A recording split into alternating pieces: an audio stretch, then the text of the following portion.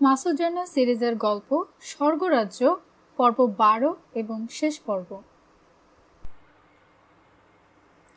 Jet বম্বারের speed ঘন্টায় 1200 mile. কাজেই সেদিন সকালেই মার্কিন যুক্তরাষ্ট্রের আকাশে পৌঁছে গেল রানা। কেবিনটা ছোট্ট, চোখ মেলে সাবধানে আড়মোড়া ভাঙল ও। ঢুলু ঢুলু চোখে নেভিগেটরের সাইড উইন্ডো দিয়ে নিচে তাকাতে সিয়েরা মাদ্রি পাহাড়ের ঢালে জেটের ক্ষুদে ছায়াটাকে স্যাঁত করে ছুটে যেতে দেখল ও। এরপর কি? পাহাড়ের মাথা পেরিয়ে এসে সান গ্যাব্রিয়েল উপত্যকার ওপর চলে এলো প্লেন। জানালার কাছে নিজের প্রতিবিম্বের চোখে চোখ রেখে আপন মনে প্রশ্ন করল ও। এরপর অতীত থেকে মনটাকে ফিরিয়ে নিয়ে এসে নিকট ভবিষ্যতের কথা ভাবতে শুরু করলো। একটা প্ল্যান তৈরি করা দরকার, কিন্তু সেটা কিভাবে তৈরি করা যায় জানে না ও। অন্তরের অন্তঃস্থল থেকে শুধু একটা কথাই জানে, খুন করতে হবে অস্কার বিরহামকে। ধাক্কা দিয়ে নামিয়ে দেওয়া হলো ল্যান্ডিং গিয়ার, তারপর লক করা হলো। শব্দটা শুনে সংবিত ফিরে পেল রানা। মৃদু একটা টোকা পড়ল ওর কাঁধে।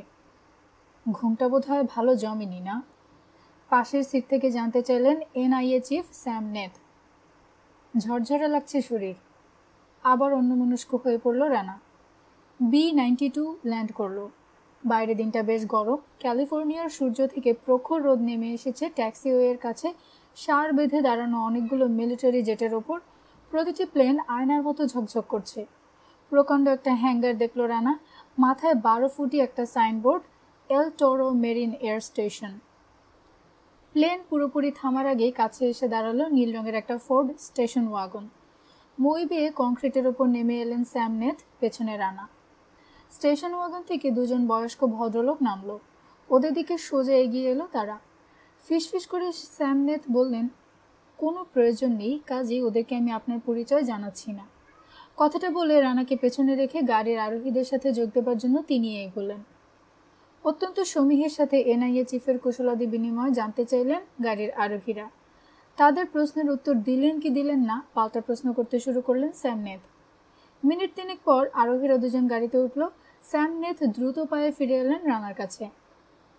মৌমাছিরা সবাই এক জায়গাতেই চাক বেঁধে আছে, একগাল হেসে বললেন তিনি। মানে? সবাই এখানে মিস্টার রানা, বিরহাম, এলফাইন, স্যার কাপলান, সবাই এখানে, এই ক্যালিফোর্নিয়ায়? অবাক দেখালো রানাকে। হ্যাঁ, আইসল্যান্ড থেকে ওদের উপর নজর রাখা হয়েছে। ভালো কথা, কালো জেটের যে সিরিয়াল নাম্বারটা উদ্ধার করেছিলেন আপনি, সেটা ধরে খোঁজ নিয়ে প্লেনের মালিকের নাম জানা গেছে। একটা নয়, দুটো ইমমর্টাল লিমিটেড ওই একই মডেলের 6টা জেট কিনেছে ফ্যাক্টরি থেকে। বাকি 5টার উপর নজর রাখছে আমার লোকেরা। অবাক করলেন, এরই মধ্যে এত কিছু সেরে ফেলেছেন?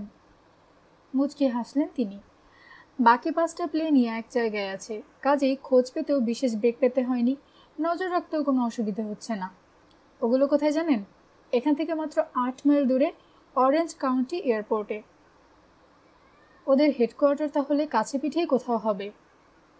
লাগুনা বিচের নিচে, পাহাড়ের ওপর। হাত তুলে দক্ষিণ দিকটা দেখালেন স্যাম নেথ।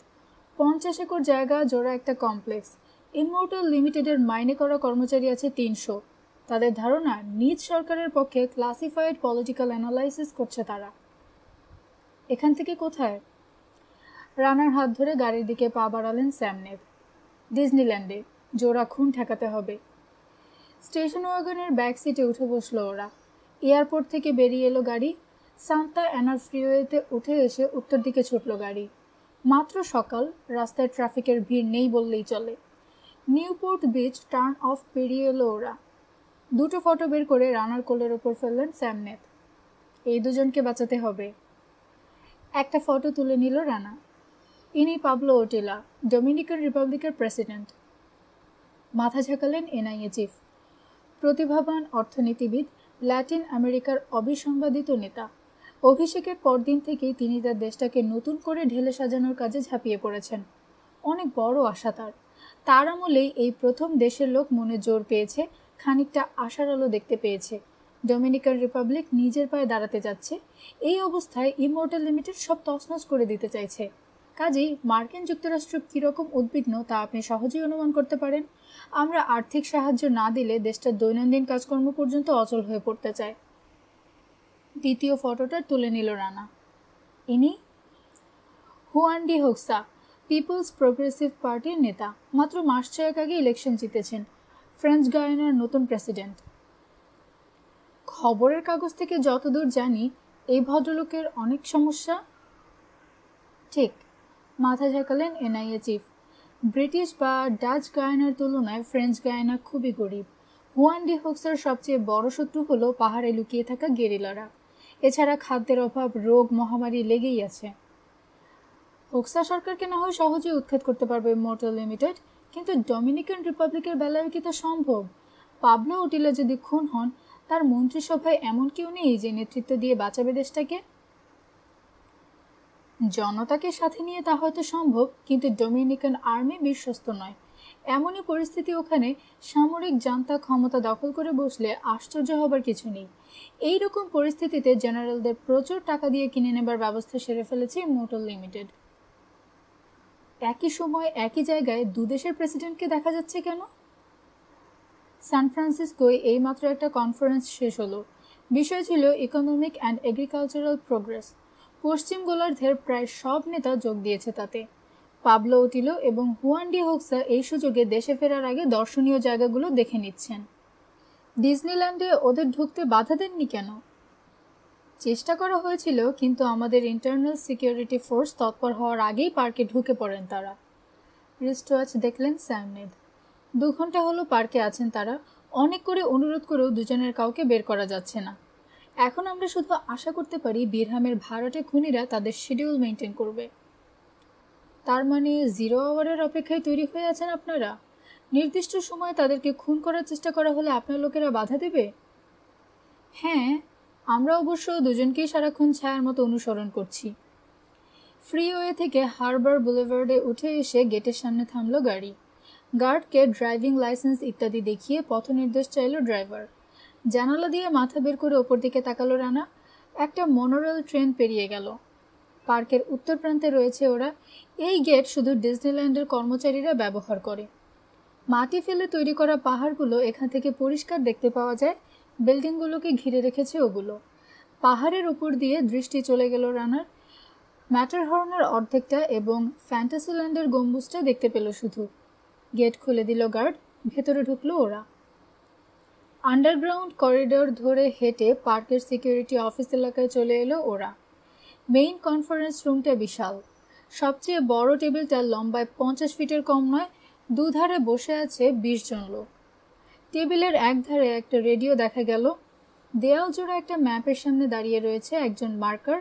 রেডিও অপারেটর ব্যস্ততার সাথে তাকে একটা পজিশন দেখিয়ে দিচ্ছে। টেবিলের পাশ ঘেঁষে ধীর পায়ে হেঁটে এসে ডিজনিল্যান্ডের রঙিন ম্যাপের সামনে দাঁড়ালো রানা। ম্যাপের ওপর পার্কের ট্রাফিক এরিয়ায় আলোর রঙিন খুদে বাল্ব এবং ফ্লুঅরেসেন্ট টেপ লাগাচ্ছে মার্কার। কাজটা মনোযোগ দিয়ে দেখছিল রানা। এই সময় ওর কাঁধে মৃদু টোকা পড়ল। আপনি তৈরি মিস্টার রানা? জানতে চাইলেন স্যামনেদ। ঘুরে দাঁড়ালো রানা। লক্ষ্য করলো টেবিলে বসা লোকগুলো সবাই অবাক বিস্ময়ে তাকিয়ে আছে ওর দিকে। সন্দেহ নেই এইরকম একটা চলমান ব্যান্ডেজ দেখে ঘাবড়ে গেছে ওরা। এনআইএ চিফের পাশে আরেকজন লোককে দেখলো রানা। স্যামনেথের মতো তার মুখেও পাইপ ঝুলছে। ভদ্রলোক প্রকাণ্ডদেহী, অত্যন্ত শৌখিন রিমলেস গ্লাস জোড়া তাকে ঠিকমতো মানায়নি। স্যামনেথ পরিচয় করিয়ে দিলেন। মেজর মাসুদ রানা। আর ইনি Mister George Busco, chief of park security. Handshake করলো ওরা। আপনার শারীরিক অসুবিধার কথা মিস্টার স্যাম আমাকে জানিয়েছেন মেজর রানা, বলল পার্কের সিকিউরিটি চিফ বুস্কো। এখনো সময় আছে, ভেবে দেখুন ধকলটা সহ্য হবে তো? প্রশ্নের উত্তর দেবার প্রয়োজনই বোধ করল না রানা। মৃদু হেসে বলল, মুখের ব্যান্ডেজটা ঢাকার কোনো ব্যবস্থা করা যায় কিনা দেখুন। এই অবস্থায় দেখলে সবাই সন্দেহ করবে আমাকে। একটু যেন থমকে গেল সিকিউরিটি চিফ। বুঝলো সাধারণ কোনো লোকের সাথে কথা বলছে না সে। রানার আপাদমস্তক দ্রুত দেখে নিল একবার। মুখ ঢাকা, কাজেই চোখ দেখে ব্যক্তিত্বের পরিমাপ নিতে হলো তাকে।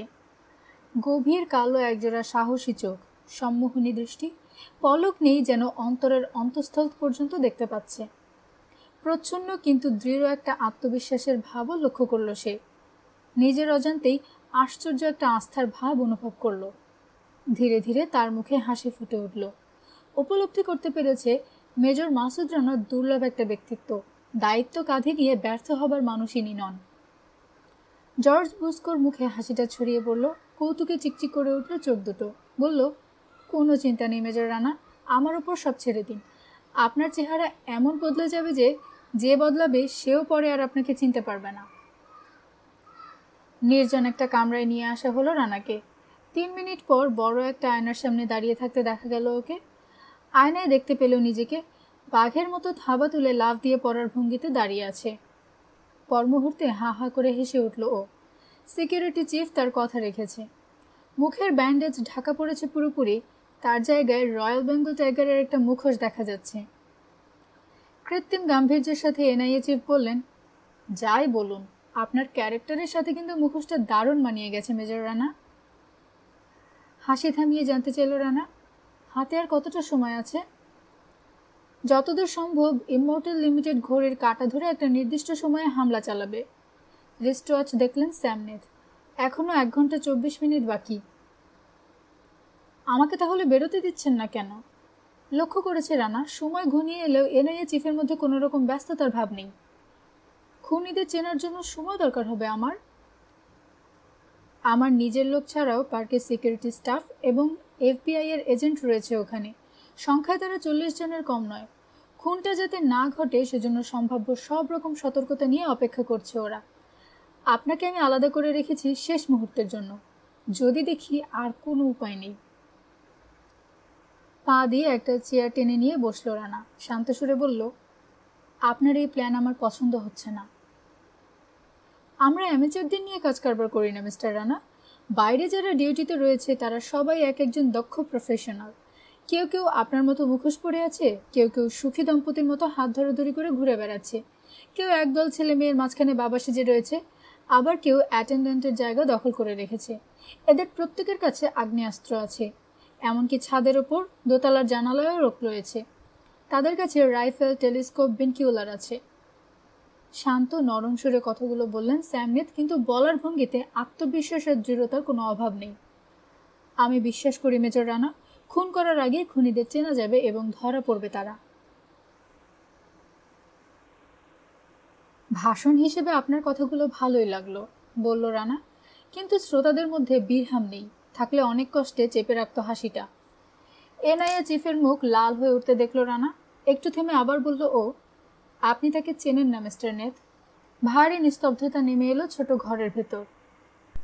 চোয়ালের উপর হাতের তালু ঘষলেন স্যামনেথ। তারপর নিজের ব্রিফকেস খুলে ভেতর থেকে বের করলেন একটা ফোল্ডার। কাভারের উপর লেখা রয়েছে 07834। ফোল্ডারটা খুললেন তিনি।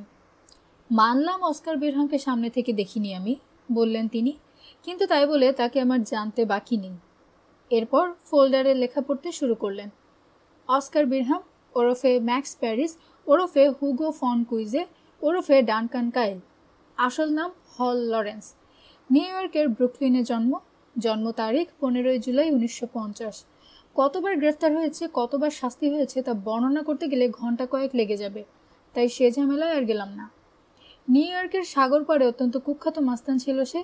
জেলেদের সংগঠন সেই ঢেলে সাজিয়েছিল, কিন্তু মাফিয়ার সাথে পেরে না উঠায় লেজ তুলে পালাতে দিশে পায়নি। বছর কয়েক ধরে বিরহাম আর তার অ্যালবার্ট্রিস ইন্ডাস্ট্রির ওপর নজর রাখছি আমরা। 2 আর 2 4 যোগ করে শেষ পর্যন্ত জানতে পেরেছি আসলে সে হচ্ছে হল লরেন্স। বাঁকা একটু হাসি ফুটল রানার ঠোঁটে। জানতে ইচ্ছে করে আপনাদের খাতায় আমার সম্পর্কে কি না কি লেখা আছে। ঝট করে মুখ তুলে তাকালেন স্যামনেথ। চেহারায় অপ্রতিভ একটা ভাব ফুটে উঠল। পর মুহূর্তে দ্রুত মাথা নেড়ে তাড়াতাড়ি আন্তরিক সুরে বললেন, না না, আপনার সম্পর্কে খারাপ কিছু কিভাবে লিখতে পারি আমরা? কতবার কতভাবে আপনি আমাদের সাহায্য করেছেন, আমরা আপনার কাছে ঋণী। সাহায্যের বিনিময়ে অনেক কিছু নিংড়েও নিয়েছি। কথাটা শেষ না করে হাসল রানা। তারপর আবার বলল, এ প্রসঙ্গ থাক, ডোনা আবারও সম্পর্কে আপনাদের ফাইল কি বলে? আহত একটা ভাব ফুটল এনআইএ চিফের চেহারায়, যেন এইমাত্র গুলি খেয়েছেন। তার সম্পর্কে আপনার কৌতূহলের কারণ? ডোনা আবারও সম্পর্কে নিশ্চয়ই আপনারা ফাইল মেনটেন করেন। তা করি, খানিক ইতস্তত করে বললেন স্যামনেথ। একটা দীর্ঘশ্বাস চেপে ব্রিফকেস থেকে 88357 লেখা ফোল্ডারটা রানার হাতে ধরিয়ে দিলেন তিনি। ফোল্ডার খুলে 10 মিনিট ধরে বিস্তারিত রিপোর্টটা পড়ল রানা। শুধু রিপোর্ট নয়, ভেতরে কিছু ডকুমেন্ট এবং ফটো আছে। অবশেষে স্বপ্নাচ্ছন্নের মতো ফোল্ডারটা বন্ধ করে ফিরিয়ে দিল স্যামনেতকে। বিশ্বাস করতে পারছি না, চাপা গলায় বলল ও। অদ্ভুত, অদ্ভুত, কি করে বিশ্বাস করি? অথচ প্রতিটি তথ্য খাঁটি, নিরেট সত্য।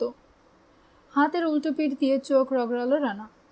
আশ্চর্য, সন্দেহ কিছুটা আমারও হয়েছিল, কিন্তু ঘুণাক্ষরেও বুঝতে পারিনি তখন যে। ক্রমশ নিস্তেজ হয়ে এলো গলা। বিস্ময়ের ধাক্কায় আমরাও বেসামাল হয়ে পড়েছিলাম। নিউ গায়ানায় ডোনা আবারা নামে কাউকে যখন পাওয়া গেল না, তখনই প্রথম সন্দেহ জাগে আমাদের। হ্যাঁ, এই ব্যাপারটায় আমারও খটকা লেগেছিল। তাই? বিস্মিত দেখালো স্যামনেতকে। কিন্তু কেন? কি দেখে আপনার সন্দেহ হলো? গায়ের রং দেখে সন্দেহ হয়েছিল আদৌ কি নিউ গায়ানায় ছিল সে। বার কয়েক মাথা ঝেঁকালেন এনআইএ চিফ, তারপর জানতে চাইলেন, কিন্তু কেন? ডোনা আবারা সম্পর্কে আপনার এত আগ্রহ কেন? আবারা লিমিটেডের আন্ডারসি মিনারেল প্রোবটা উদ্ধার করতে চাই আমি। আমার ধারণা ওটার ব্লুপ্রিন্ট কোথায় আছে তা ডোনা আবারা জানে। তার সম্পর্কে গোপন তথ্যটা এখন আমি জানি, কাজেই সেটা তার কাছ থেকে আদায় করতে পারবো বলেই মনে হয়। ডেস্কের কিনারায় বসে পেপার ওপেনারটা নড়াচড়া করতে শুরু করলেন এনআইএ চিফ। ঠিক আছে, এল ফাইন আর তার দলকে গ্রেফতার করার পর জেরা করার জন্য আপনার আর অ্যাডমিরালের হাতে কিছুক্ষণের জন্য তুলে দেব আমরা ডোনা আবারাকে। মাথা নাড়ল রানা। আরও কিছু চাওয়ার আছে আমার। আমার সাহায্য আপনাদের দরকার। তা পেতে হলে কিছুক্ষণের জন্য বিরহামকে আমার হাতে ছেড়ে দিতে হবে, আর ডোনা আবারার সম্পূর্ণ দায়িত্ব আমি নেব। অসম্ভব, কাজ ঝাঁকালো রানা। আমার সাহায্য তাহলে দরকার নেই আপনাদের। কয়েক সেকেন্ড গুম হয়ে থাকলেন স্যামনেত, তারপর বললেন, বিরহামকে যদিও বা আপনার হাতে ছেড়ে দিতে পারি, ডোনা আবারাকে আপনার হাতে তুলে দেবার কোনো প্রশ্নই ওঠে না। ডোনা আবারার বিরুদ্ধে আপনাদের অভিযোগটা কি জানতে চাইল রানা। বড়জোর তার বিরুদ্ধে আপনারা সহায়তার অভিযোগ আনতে পারেন, কিন্তু তাতে আইসল্যান্ডের সাথে আপনাদের সম্পর্কে চির ধরবে। আপনাদের পররাষ্ট্র দপ্তর সে ঝুঁকি নেবে বলে মনে হয় না। স্যামনেথের চেহারায় কাঠিন্য ফুটে উঠল। আপনি ভুল করছেন মিস্টার রানা। আর সবার সাথে ডোনা আবারাকেও খুনের দায়ে সাজা দেয়া হবে। সাজা দেবার আপনি কে? শান্ত সুরে জানতে চাইল রানা। আপনি অভিযোগ করতে পারেন, বড়জোর গ্রেফতার করতে পারেন, তার বেশি কিছু না। আপনি আসলে বুঝতে পারছেন না। দরম করে খুলে গেল দরজা। প্রায় ছিটকে ভেতরে ঢুকলো সিকিউরিটি চিফ জর্জ বুস্কো, ফ্যাকাশে চেহারা। কি ব্যাপার জর্জ? ডেস্ক থেকে নেমে পড়লেন স্যামনেথ। টলতে টলতে এগিয়ে এলো বুস্কো, ধপ করে একটা চেয়ারে বসে পড়ল, হাতের উল্টো পিঠ দিয়ে ভুরুর ঘাম মুছল সে। সর্বনাশ হয়ে গেছে স্যার। বাঘের মতো গর্জে উঠলেন স্যামনেথ। কিছুই বোঝা গেল না, পরিষ্কার করে বলো কি হয়েছে। পাবলো ওটিলা এবং হুয়ান ডি হোক্সা পার্কের কোথায় কখন যাবেন তা আগে থেকে ঠিক করা ছিল, হাঁপাতে হাঁপাতে বলল ডিজনিল্যান্ডের সিকিউরিটি চিফ। কিন্তু তারা দুজনেই তাদের গার্ড এবং গাইডদের চোখে ধুলো দিয়ে কখন যে কোন দিকে কেটে পড়েছেন কেউ তা বলতে পারছে না। আবার তাদের খুঁজে পাবার আগে কি নাকি ঘটে যায় ভেবে। হোয়াট? মারমুখ হয়ে উঠলেন স্যামনেথ। এইরকম একটা ঘটনা ঘটল কিভাবে? এফবিআই এর এতগুলো লোক ঘাস খাচ্ছিল নাকি? পার্কে এই মুহূর্তে 20,000 লোক রয়েছে স্যার, আমতা আমতা করে বলল বুস্কো। মেইন গেট দিয়ে পার্কে ঢোকার পর থেকেই আমাদের সিকিউরিটি কর্ডন ছিঁড়ে বেরিয়ে যাবার সুযোগ খুঁজছিলেন তারা। এই ভিড়ের মধ্যে কেউ যদি হারিয়ে যেতে চায়, কিভাবে আমরা তাদের বাধা দিতে পারি? পুরুষদের টয়লেটে ঢুকেছিলেন দুজনে, কিন্তু ধারণা করছি পাঁচিল টপকে মেয়েদের টয়লেট এলাকায় চলে যান, সেখান থেকে জানালা গলে বেরিয়ে যান পার্কের আরেক দিকে। বুড়ো বয়সে এইরকম ছেলে মানুষই। উঠে দাঁড়ালো রানা, দ্রুত জানতে চাইল, পার্কের কোথায় কোথায় থাকার কথা ছিল ওদের, তালিকা আছে? অবাক হয়ে তাকিয়ে থাকলো বুস্কো। তারপর চেয়ার ছেড়ে পকেট হাতড়াতে শুরু করলো সে। আছে আছে, এই যে। এগিয়ে এসে রানার হাতে একটা ফোল্ডার ধরিয়ে দিল সে। প্রতিটি অ্যামিউজমেন্ট আর এক্সিবিশনের পাশে টাইম শিডিউল লেখা আছে। শিডিউলের ওপর দ্রুত চোখ বুলিয়ে নিল রানা, তাকালো স্যামনেথের দিকে। নিশ্চয়ই বুঝতে পারছেন আরও আগে আমাকে না পাঠিয়ে মারাত্মক ভুল করেছেন আপনি। অপ্রতিভ দেখালো এনআইএ চিফকে। আপনার শর্ত বোধহয় শিথিল হবার কোনো সম্ভাবনাই নেই। প্রশ্নই ওঠে না, মুচকি হেসে বলল রানা। কাঁধ ঝাঁকালেন স্যামনেথ, গম্ভীর সুরে বললেন, ফাইলে অবশ্য পরিষ্কার লেখা আছে সুযোগ পেলে চমৎকার ব্ল্যাকমেল করতে অভ্যস্ত আপনি। ঠিক আছে মেজর রানা, বিরহাম আর মিস ডোনা আপনার। রাস্তার ওপারেই ডিজনিল্যান্ড হোটেলের 605 আর 607 নম্বর পাশাপাশি কামরায় আছে ওরা। বাকি সবাই এলফাইন, স্যার কাপলান, ফন্টিল, তারাও সবাই ওই হোটেলে। গোটা সাতচালাতে রিজার্ভ করেছে ইমোর্টাল লিমিটেড। নাকের ডগাটা করে আঙ্গুলের নখ দিয়ে চুলকালেন স্যামনেথ। ঠিক কি করবার কথা ভাবছেন আপনি মেজর রানা? ঘাবড়াবেন না, অভয় দিয়ে হাসল রানা। 5 মিনিটের বেশি আটকে রাখবো না বিরহামকে, তারপর আপনি ওকে ফিরে পাবেন। ডোনা অবশ্য আমার কাছে থাকবে। মনে করুন নুমাকে একটু উপহার দিচ্ছে এনআইএ। উপহার? হ্যাঁ, ডোনা। হাসল রানা। নুমার স্পেশাল প্রজেক্ট ডিরেক্টর হিসেবে উপহারটা গ্রহণ করব আমি। আবার অসহায় ভঙ্গিতে কাজ ঝাঁকালো স্যামনেথ। আপনারই জিত হলো, কিন্তু রাজ্যের উদ্বেগ ফুটে উঠল তার চেহারায়। পাবলো ওটিলা আর হুয়ান ডি হোক্সা কোথায় তারা? কোথায় আবার? মুচকি হেসে বলল রানা। স্প্যানিশ মেয়ের কাছে যাদের ছেলেবেলা কেটেছে তারা ডিজনিল্যান্ডে এলে সবার আগে কোথায় যেতে পারেন ভেবে দেখুন না। Good god! মাথায় হাত দিয়ে বিস্ময় প্রকাশ করল জর্জ বুস্কো। আমার মনেই পড়েনি। Pirates of the Caribbean. উত্তেজনায় একটু কেঁপে গেল স্যামনেথের গলা। ওখানে তাদের সব শেষে যাবার কথা। দুনিয়া খ্যাত এই পার্কের সবচেয়ে জনপ্রিয় আকর্ষণ ডিজনিল্যান্ড হন্টেড হাউস। গা ছমছমে মহা ভীতিকর একটা ভৌতিক পরিবেশ সৃষ্টি করে রাখা হয়েছে এখানে। জনপ্রিয়তার দিক থেকে এরপরই পাইরেটস অফ দ্য ক্যারিবিয়ানের নাম করা হয়। পাতালে দুটো সমতল জায়গা জুড়ে এর বিস্তার, আয়তনে 2 একরের কম নয়। গোটা প্রদর্শনীটা দেখার জন্য বোটে চড়ে যেতে হয় দর্শকদের।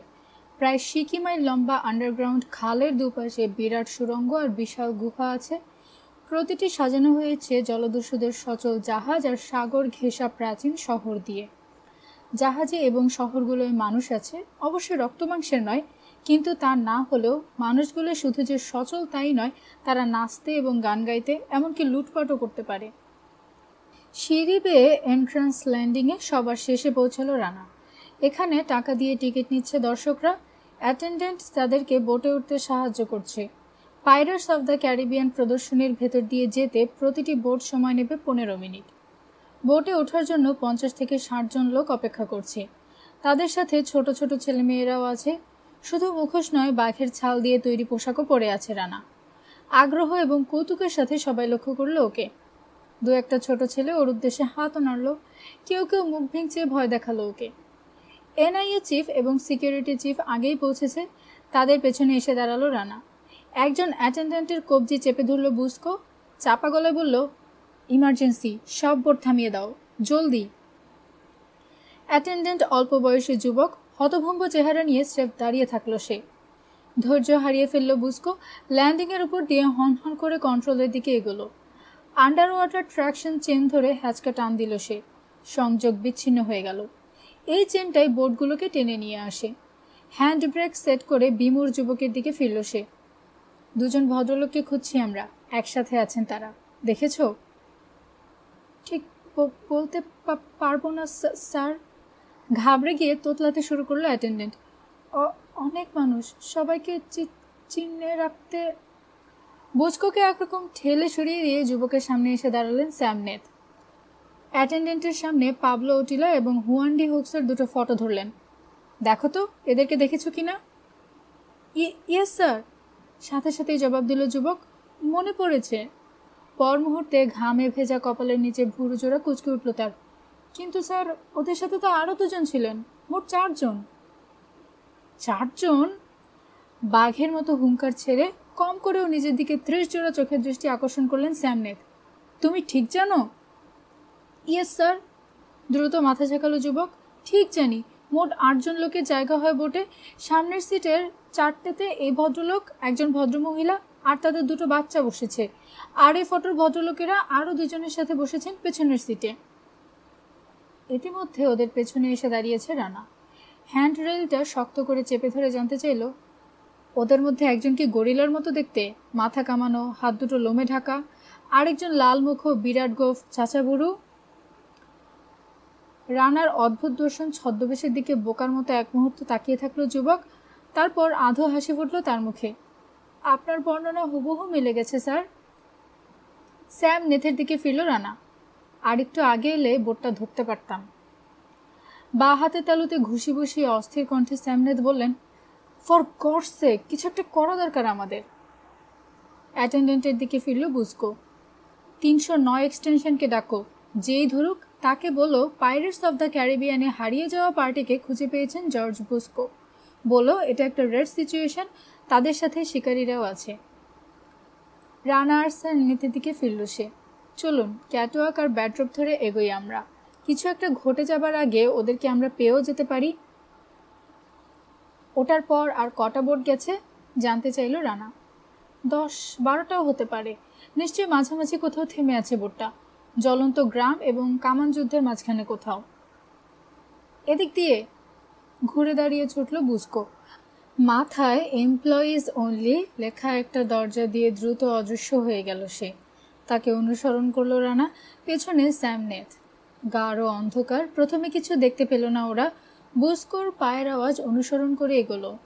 যান্ত্রিক জলদস্যুদের পরিচালনা করছে যেসব ইলেকট্রনিক মেশিন, সেগুলো এখানে রয়েছে বলে এদিকটা অন্ধকার করে রাখা হয়েছে। একটু সামনেই আলোর আভাস পেল ওরা। সেই সাথে কানে এলো লোকজনের চাপা গুঞ্জন। পাতাল খালে এই মুহূর্তে যে কটা বোট আছে সব অচল করে রাখা হয়েছে, কিন্তু দর্শকদের মধ্যে তার তেমন কোনো প্রতিক্রিয়া নেই। কারণ খালের দুপাশে রোমহর্ষক জ্যান্ত নাটক দেখতে পাচ্ছে তারা। 100 বছর আগে বাস্তবে ঠিক এই রকমটি ঘটেছিল ক্যারিবিয়ানের 2 তীরে। অন্ধকার থেকে বেরিয়ে এসে ছোটার গতি বেড়ে গেল ওদের। কিন্তু এখন আর তাড়াহুড়ো করে লাভ আছে কিছু, ভাবল রানা। হঠাৎ করে বোট অচল হয়ে যাওয়ায় বিরহামের ভাড়াটে খুনিরা বিপদের আভাস পেয়ে যেতে পারে। আর তা যদি পায়, পাবলো ওটিলা এবং হুয়ান ডি হোক্সাকে খুন করতে দেরি করবে না তারা, নাকি ডেডলাইনের জন্য অপেক্ষা করবে। বুকের ব্যথাটা ধীরে ধীরে বাড়ছে অনুভব করে ভয়ই পেল রানা। এখন ওর সমস্ত শক্তি এবং সুস্থতা দরকার। বিশাল একটা বিল্ডিংয়ের সামনের আঙিনা ধরে এগুলো ওরা। রানাকে পাশ কাটিয়ে সামনে এগিয়ে গেলেন এনআইএ চিফ। জলদস্যুদের কাণ্ড কারখানা দেখে ছোটার গতি কমে গেল রানার। আঙিনায় 5 জন জলদস্যুকে দেখলো ও, লোহার একটা সিন্দুক মাটিতে পুঁতে রাখছে। প্রত্যেকটা লোকের নড়াচড়া এবং আচরণ এত বেশি জ্যান্ত আর স্বাভাবিক যে বিশ্বাসই হয় না ওগুলো যন্ত্রচালিত। হঠাৎ খেয়াল হলো রানার ও পিছিয়ে পড়েছে। ছোটার গতির সাথে সাথে বেড়ে গেল, কিন্তু চোখ জোড়া পড়ে থাকলো জলদস্যুদের দিকেই। একটু পরেই এনআইএ চিফের গোড়ালির সাথে ঠোকর খেলো ওর পা। আস্তে আস্তে, প্রতিবাদ জানালেন স্যামনেথ। এই সময় দাঁড়িয়ে পড়ল বুস্কো, হাঁপাচ্ছে। হাত নেড়ে ওদেরকে অপেক্ষা করতে বলে সরু একটা করিডোর ধরে শিকারি বিড়ালের মতো এগুলো সে। সামনেই ইঞ্জিনিয়ারদের গ্যালারি খালের উপর ঝুলে আছে। রেলিংয়ের উপর ঝুঁকে পড়ে নিচের দিকে তাকালো সে। কয়েক সেকেন্ড পর হাতছানি দিয়ে রানা আর স্যামনেথকে ডাকলো। ভাগ্যটা ভালো, ফিসফিস করে বলল সে। তাকান। অন্ধকার গ্যালারি থেকে নিচের দিকে তাকিয়ে স্তম্ভিত হয়ে গেল রানা। পরিবেশটা তৈরি করা হয়েছে গভীর রাতের। তার ভেতর রোমহর্ষক দুঃস্বপ্নের মতো দাউ দাউ করে জ্বলছে একটা বন্দর শহর, হয় পানামা সিটি নয়তো পোর্ট রয়্যাল, ঠিক চিনতে পারল না রানা। আগুন ধরাবার কাজ এখনো শেষ করেনি জলদস্যুরা। সংখ্যায় তারা 30-35 জনের কম হবে না। আগুন ধরাবার সাথে সাথে পুরো দমে চলছে লুটতরাজের কাজ। সার সার দাঁড়িয়ে আছে ঘরবাড়ি, অট্টালিকা, জানালা দরজা, আর বারান্দা থেকে বেরিয়ে আসছে আগুনের লকলকে লেলিহান শিখা। আলোকিত জানালার ভেতর দেখা গেল আতঙ্কিত মেয়েরা প্রাণ বাঁচাবার জন্য ছুটোছুটি করছে। গলার রগ ফুলে উঠছে চিৎকার করতে করতে। পিছু পিছু ধাওয়া করে আসছে জলদস্যুরা। তাদের অট্টহাসিতে কানের পর্দা ছিঁড়ে যাবার অবস্থা। এর সাথে লুকানো লাউড স্পিকার থেকে ধস্তাধস্তি, উল্লাস ধ্বনি আর মেয়েদের গলার কাতর ধ্বনি বেরিয়ে আসছে। পরিষ্কার বোঝা যায় মেয়েদের ধর্ষণ করছে জলদস্যুরা। শহরের 2 সারি অট্টালিকার মাঝখান দিয়ে চলে গেল খালটা। বাঁ দিকে 2 জন জলদস্যু আর একটা খচ্চর দেখা গেল। নিষ্ঠুর দর্শন জলদস্যুরা গোটা একটা ওয়াগনে ভরেছে তাদের লুটের মালপত্র, কিন্তু সেটাকে টেনে নিয়ে যেতে রাজি হচ্ছে না খচ্চরটা। তবে অনবরত চেষ্টা চালিয়ে যাচ্ছে জলদস্যুরা। ডান দিকে গড়াগড়ি যাচ্ছে মদের কয়েকটা ব্যারেল। জাহাজের পোশাক পরা 3 জন জলদস্যু কয়েকটা ব্যারেলের মাঝখানে দাঁড়িয়ে ঢকঢক করে মদ গিলছে। এদিক ওদিক অসম্ভব টলছে ব্যারেলগুলো। দর্শকরা সবাই ঘন ঘন ডান এবং বাঁ দিকে তাকাচ্ছে, কিন্তু রানার দৃষ্টি আটকে আছে খালের মাঝখানে। একটা ব্রিজের ঠিক প্রায় নিচেই দেখতে পেল বোটটাকে।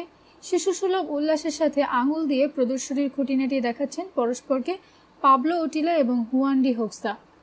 তাদের ঠিক পেছনের দুটো সিটে বসে আছে গম্ভীর দর্শন একজোড়া স্ট্যাচু। ওরা যে রক্ত মাংসের মানুষ বোঝার কোনো উপায়ই নেই। ডাইনে বায়ে কোনো দিকে তাকিয়ে নেই, তারা তাকিয়ে আছে দুই প্রেসিডেন্টের মাথার পেছনে। ওদেরকে চিনতে কোনো অসুবিধা হলো না রানার। বিরহামের জিমনেশিয়ামের রাইফেলধারীদের মধ্যে ছিল এরা। মাত্র দুদিন আগে রেইকজাভিকে বিরহামের হাতে মার খেয়েছে রানা, কিন্তু মনে হলো যেন কতদিন আগের ঘটনা। ডোকসা রিস্টোয়াচের লুমিনাস ডায়ালের দিকে তাকালো রানা। এলফাইনের কাউন্টডাউন শুরু হতে এখন 1 ঘন্টা 20 মিনিট বাকি, অথচ বিরহামের খুনিরা এরই মধ্যে দুই প্রেসিডেন্টের 2 ফিটের মধ্যে চলে এসেছে। ধাঁধার বড় একটা সূত্র মিলছে না। এলফাইন যে তাদের টাইম টেবিল সম্পর্কে মিথ্যে কথা বলেনি, অন্তর থেকে তা বিশ্বাস করে রানা। এলফাইনের সেই টাইম টেবিল বিরহামও কি মেনে চলবে? বিরহামের যদি সত্যি ইমোর্টাল লিমিটেডকে কবজা করার ইচ্ছে থাকে, তাহলে নিশ্চয় প্ল্যান বদল করার দরকার হবে তার। বোটের ওই দুজনকে আপনি সামলান সিকিউরিটি চিফ, বলল রানা। কিভাবে কি করবেন বলুন তো? গোলাগুলির প্রশ্নই ওঠে না, উদ্বেগের সাথে বলল বুস্কো। চারিদিকে এত বাচ্চা কাচ্চা, অঘটন ঘটে যেতে পারে। মিস্টার রানা, চেহারায় অসন্তোষের ভাব ফুটিয়ে বললেন স্যামনেট। বুস্কোকে ঠেলে দিচ্ছেন কেন? আপনি ওদেরকে সামলাতে পারবেন না? না না, আমিই পারবো, তাড়াতাড়ি বলল বুস্কো। অন্যমনস্কভাবে অন্যদিকে তাকিয়েছিল রানা। ধীরে ধীরে স্যামনেথের দিকে ফিরল ও। আর আপনি মিস্টার স্যামনেথ, আপনিও যান মিস্টার বুস্কোর সাথে, দুজন মিলে আশা করি। কিন্তু আপনি? অন্যদিকে মুখ ফিরিয়ে নিল রানা। আমি অন্যদিকে যাব। বুস্কোর দিকে ফিরলেন স্যামনেথ। আমার মনে হয় আরও লোকজন নিয়ে নামা উচিত আমাদের। সাহায্য না আসা পর্যন্ত অপেক্ষা করাই ভালো। সময় নেই, বলল বুস্কো। অনেকক্ষণ হলো বোটগুলোকে আটকে রাখা হয়েছে, বিরক্ত হয়ে উঠছে দর্শকরা। প্রেসিডেন্টের পেছনে ওরা দুজন কেমন এদিক ওদিক তাকাতে শুরু করেছে, দেখতে পাচ্ছেন? ঝুঁকি আমাদের নিতেই হবে, বলল রানা। বুস্কোর দিকে ফিরল ও। বোটগুলোকে ছেড়ে দেবার নির্দেশ দিন। প্রেসিডেন্টের বোট ব্রিজের নিচে চলে এলে আপনারা ওটা দখল করার চেষ্টা চালাবেন। ঠিক, ব্রিজটা কাভারের কাজ দেবে। গা ঢাকা দিয়ে বোটের 5 ফিটের মধ্যে পৌঁছতে পারবো আমরা। মিস্টার নেথ, আপনি খচ্চর আর ওয়াগনের আড়ালে পজিশন নিন। হাত দেখিয়ে কি একটা সাইনবোর্ড লেখা দরজা দেখালো বুস্কো। আমি পেছন দিয়ে ঘুরে ওই দরজা দিয়ে বেরিয়ে আসব। আমার সাহায্য আপনার দরকার নেই তো? জানতে চাইল রানা। কোনো দরকার নেই, বলল বুস্কো। রানার পা থেকে মাথা পর্যন্ত দ্রুত একবার দৃষ্টি বুলিয়ে নিল সে। তারপর আবার বলল, আপনার যা অবস্থা, খালি হাতে লড়তে গেলে মারা পড়বেন। ঠিক আছে, হতাশ ভঙ্গিতে বলল রানা। আমি বরং ব্রিজের ওপর চলে যাই। বাঘ সেজে থাকায় জলদস্যুদের সাথে মিশে যেতে কোনো অসুবিধা হবে না আমার। বোটের খুনি দুজনের দৃষ্টি কেড়ে নিয়ে আপনাদের হয়তো কিছুটা সুবিধা করে দিতে পারবো। ভেরি গুড, আপনাকে কোনো ঝুঁকিও নিতে হলো না, আবার কাজেও লাগলেন। খুঁজে পেতে ইঞ্জিনিয়ারদের গ্যালারি থেকে একটা ফোন আবিষ্কার করলো বুস্কো। অ্যাটেন্ডেন্টকে বলল, ঠিক 2 মিনিট পর যেন ছেড়ে দেওয়া হয় বোটগুলোকে। স্যামনেথকে সাথে নিয়ে জ্বলন্ত অট্টালিকার আড়ালে গা ঢাকা দিল সে। খানিক পর ধরাশায়ী একজন জলদস্যুকে টপকালো রানা। দর্শকদের ধরে নিতে হবে দেদার মদ গেলে বেহুশ হয়ে পড়েছে দস্যু। তার হাত থেকে তলোয়ারটা নিতে গিয়ে অবাক হয়ে গেল রানা। জলদস্যু একটা যান্ত্রিক মানুষ হলে কি হবে, তার হাতে তলোয়ারটা ইস্পাতের তৈরি আসল জিনিস। এত কাছ থেকেও জলদস্যুদের যান্ত্রিক বলে চেনা দেয়। যতই দেখল রানা ততই মুগ্ধ হলো ও। ধবধবে সাদা রঙের মোমের মাঝখানে কাচের মণি, দেখে ধরার উপায় নেই ওগুলো বানানো চোখ। জলদস্যুর মাথা যেদিকে ঘোরে, চোখ জোড়াও সেদিকে ঘোরে। শুধু তাই নয়, নিখুঁত উচ্চারণের ভঙ্গিতে ঠোঁটজোড়া বন্ধ এবং ফাঁক হওয়ার সাথে সাথে গলার ভেতর থেকে বেরিয়ে আসছে গান, 16 men on a dead man's chest। গানের সুরের সাথে যখন যেমন এবং যতটা প্রয়োজন তাল রেখে ভুরো জোড়া কোচকে উঠছে বা উপরে নিচে ওঠানামা করছে। গান বেরিয়ে আসার রহস্যটা আন্দাজ করতে পারল রানা। অ্যালুমিনিয়ামের শরীরের ভেতর স্পিকার বসানো আছে। খালের ওপর ধনুকের মতো বাঁকা ব্রিজের মাঝখানে চলে এলো রানা। পাথরের উঁচু চাতালে বসে নিচের দিকে পা ঝুলিয়ে দিয়েছে 3 জন জলদস্যু। গা দুলিয়ে মাথা ঝাঁকিয়ে গান জুড়ে দিয়েছে তারা। বাতাসে তলোয়ার ঘুরিয়ে কাল্পনিক শত্রুর মুন্ডুচ্ছেদ করছে। বাঘের পোশাক পরা রানাকে দেখে বোটের দর্শকেরা, বিশেষ করে ছোট ছেলেমেয়েরা উল্লাসে হৈ হৈ করে উঠল। তাদের সাথে হাততালি দিয়ে ওকে উৎসাহ দিলেন আরেক বোটের 2 জন আরোহী, পাবলো ওটিলা আর হুয়ান ডি হোক্সা। তাদের পেছনে যারা বসে আছে, কামানো মাথা আর ছাঁচা ভুরু, দুজনের কারো মধ্যে কোনো প্রতিক্রিয়া লক্ষ্য করা গেল না। এক চুল নড়ল না পর্যন্ত। আগের মতোই স্ট্যাচুর মতো স্থির হয়ে বসে আছে প্রেসিডেন্টের ঠিক পেছনে, শুধু চোখগুলো দ্রুত ঘুরছে কোটরের ভেতরে। হঠাৎ সচল হয়ে উঠল বোট। বোটের বউ ওর পায়ের নিচ দিয়ে বেরিয়ে যাচ্ছে। এই সময় আড়াল থেকে সাত করে বেরিয়ে এসে ব্রিজ থেকে লাফিয়ে পড়ল বুস্কো। বোটের পেছন দিকে পড়ল সে। 1 সেকেন্ড পর তার পাশে পড়লেন স্যামনেথ। এরপর কি ঘটলো না ঘটলো বলতে পারবে না রানা, কারণ ঠিক তখনই ও নিজেও ব্যস্ত হয়ে পড়ল। এমনকি দর্শকদেরও আগে থেকে কিছু বুঝতে দিল না রানা। কোনো নাটকীয় ভঙ্গির আশ্রয় না নিয়ে, কৌতুক করার চেষ্টা না করে, শান্ত কিন্তু দৃঢ়তার সাথে সামনে বসে থাকা জলদস্যুর বুকে হাতের তলোয়ারটা ঘ্যাঁচ করে ঢুকিয়ে দিল ও। পর মুহূর্তে হ্যাঁচকা টান দিয়ে বুকের ভেতর থেকে সেটা বেরও করে নিল। অদ্ভুত একটা ঘটনা ঘটল। হাত থেকে তলোয়ার ফেলে দিল জলদস্যু। হা হয়ে গেল মুখ। আহত বিস্ময় আর আতঙ্ক ফুটে উঠল চোখে। পর মুহূর্তে উল্টে গেল সে। কাত হয়ে একদিকে ঢলে পড়ল শরীর। ব্রিজ থেকে ঝপাত করে পড়ল খালের পানিতে। প্রেসিডেন্টের বোট কাছে পিঠে নেই এখন, অনেকটা এগিয়ে গেছে। 2 নম্বর জলদস্যু রানার তলোয়ারের ঘা ঠেকাতে পারত, কিন্তু সাবধান হতে এক পলক দেরি করে ফেলল সে। মুখ খুলে গেল তার। মনে হলো কিছু বলতে চাইছে। রানার হাতের তলোয়ার থেকে রক্তের ফোঁটা ঝরছে তখনও।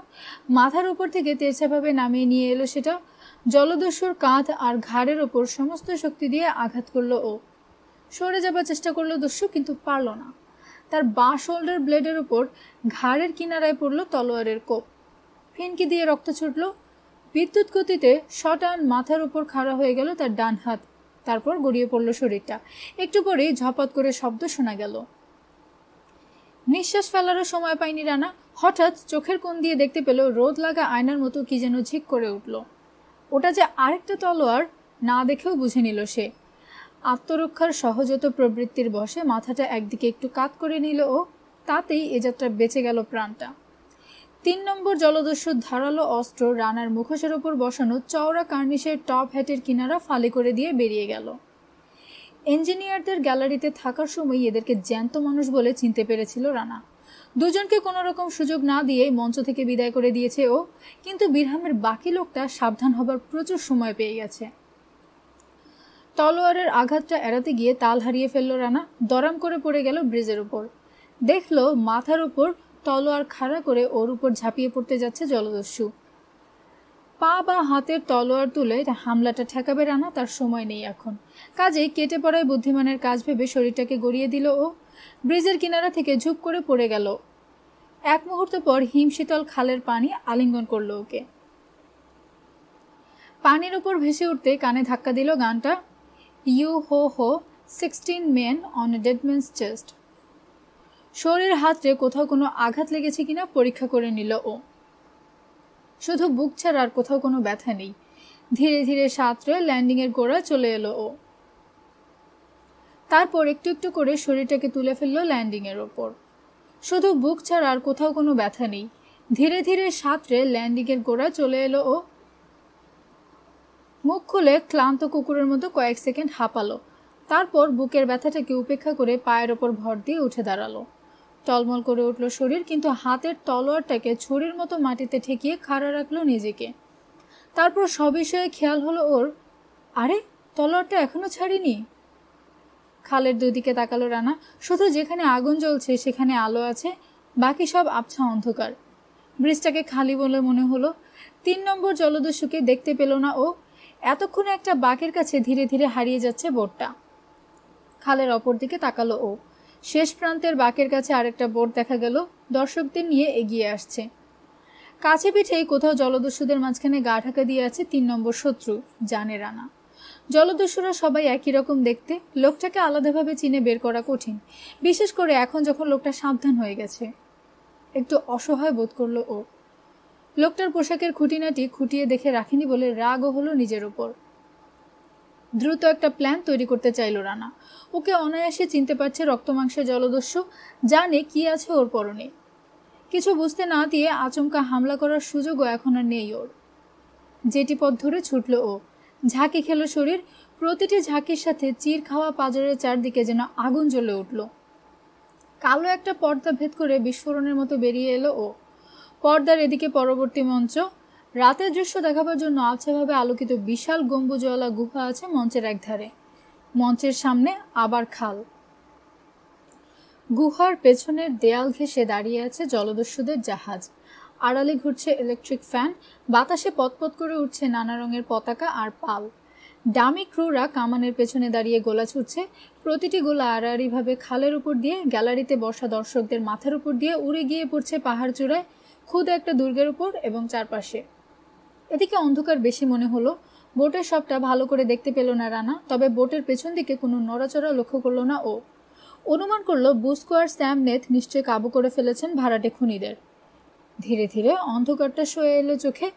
আবছাভাবে হলেও বোটের অনেক খুঁটিনাটি দেখতে পেল এবার। কয়েকটা শরীর দেখতে পেল ও। বোটের মেঝেতে ঘাড় মাথা নিচু করে আছে। আজব ব্যাপার, সবাই মারা গেছে নাকি?